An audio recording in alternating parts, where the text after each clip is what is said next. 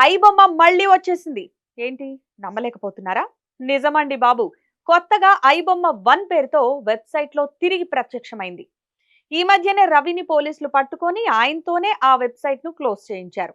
కానీ ఇప్పుడు మళ్ళీ ఐ బొమ్మ పేరుతో పైరసీ సైట్ పుట్టుకురావడంతో అంతా షాక్ అవుతున్నారు.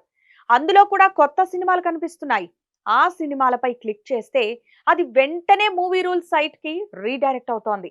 దీంతో రవి ఒక్కడే కాదు, ఈ పైరసీ నెట్వర్క్ కింద చాలా మంది పనిచేస్తుండొచ్చు అని పోలీసులు అనుమానిస్తున్నారు. ఐ బొమ్మ ఎకోసిస్టంలో 65 మిర్రర్ వెబ్సైట్లు ఉన్నాయని, అక్కడి నుంచే ఐ బొమ్మ 1 సైట్ ను కూడా అందుబాటులోకి తెచ్చుకుంటారని డౌట్ పడుతున్నారు. ఈ సైట్లను ఆపరేట్ చేసే వాళ్ళు దొరికేదెప్పుడో, ఆ సైట్లు క్లోజ్ అయ్యేదెప్పుడో అని ఇండస్ట్రీ జనాలు ఆందోళన పడుతుంటే, వేలకు వేలు పెట్టలేని మాలాంటి వాళ్ళ కోసం ఐ బొమ్మ మళ్ళీ మళ్ళీ పుడుతూనే ఉంటుందని డైలాగులు చెబుతున్నారు నెటిజన్లు.